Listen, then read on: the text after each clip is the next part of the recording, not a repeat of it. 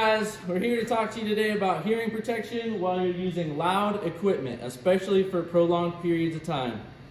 Whenever you're doing that kind of thing, you're going to want to use overhead or in-ear hearing protection devices. Either one is fine as long as they're rated for safety and hearing protection.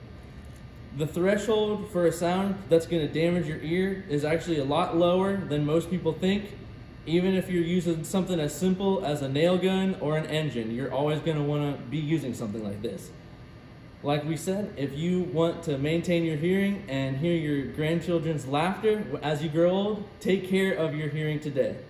We have more information on this topic for future videos to come in the next episode of Hey Man Safety.